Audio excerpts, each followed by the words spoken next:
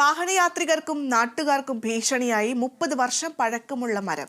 തിരുവനന്തപുരം കരകുളം പഞ്ചായത്തിലെ മരമാണ് അപകടാവസ്ഥ സൃഷ്ടിക്കുന്നത്.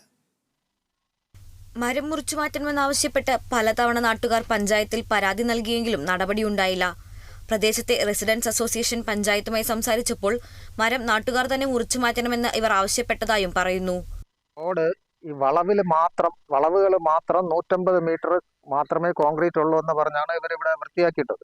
ഇവർ ഈ പറിച്ചിട്ടതിന് ശേഷമാണ് മഴ പെയ്ത് വെള്ളം എല്ലായിടത്തും ഇത്രയും വലിയ കുഴിയായത്. ഇവിടെ ആരെങ്കിലും വീണാൽ പിന്നെ രക്ഷപ്പെടുമെന്ന് പ്രതീക്ഷിക്കണ്ട. ഏതെങ്കിലും ബൈക്കുകാരനോ വല്ല വീണ് കഴിഞ്ഞാൽ ഈ ബസ്സൊക്കെ വരുമ്പോൾ ഇവിടെ 2 വീലറിൽ പോകുന്നവർക്ക് ഒഴിയാനുള്ള സ്ഥലമൊന്നുമില്ല.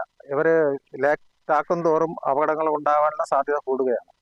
നമ്മുടെ ആവശ്യം എന്ന് പറഞ്ഞാൽ ഈ റോഡ് ഇവിടുന്ന് പള്ളിമുക്ക് വരെ 2 സൈഡും കംപ്ലീറ്റ് കോൺക്രീറ്റ് ചെയ്യണമെന്നാണ്. റോഡിന്റെ 2 സൈഡും കോൺക്രീറ്റ് വേണമെന്നാണ് ഇവിടെ നാട്ടുകാരുടെ ആവശ്യം. കാരണം ഈ റോഡ് മൊത്തം മുല്ലശ്ശേരി മുതൽ പള്ളിമുക്ക് വരെ 2 സൈഡും ബസ്സുമൊക്കെ വരുമ്പോൾ 2 വീലറിൽ പോകുന്നവർക്ക് ഒഴിയാൻ സ്ഥലമില്ല. സൈഡ് കാട് പിടിച്ച് കിടക്കുന്നത് കൊണ്ട് ഓടയാണോ എന്നൊന്നും അറിയാനും പറ്റുന്നില്ല. അങ്ങനെ പല അപകടങ്ങളും സംഭവിക്കുന്നുണ്ട്. എന്നാൽ സർക്കാർ വക ഭൂമിയിലെ മരം അനുമതിയില്ലാതെ എങ്ങനെ മുറിച്ചുമാറ്റുമെന്ന ചോദ്യമാണ് നാട്ടുകാർ ഉന്നയിക്കുന്നത്. മരത്തിനോട് ചേർന്നുള്ള തോടിനു മുകളിലുള്ള പാലത്തിലാണ് മരം നിൽക്കുന്നത്. ഇതിനാൽ തന്നെ പാലത്തിന്റെ കോൺക്രീറ്റ് ഭാഗങ്ങൾക്കും കേടുപാടുകൾ സംഭവിക്കുന്നു.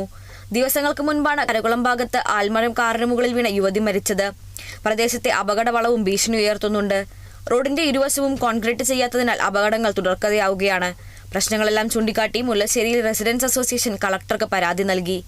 Kerala vision news, Thiruvananthapuram.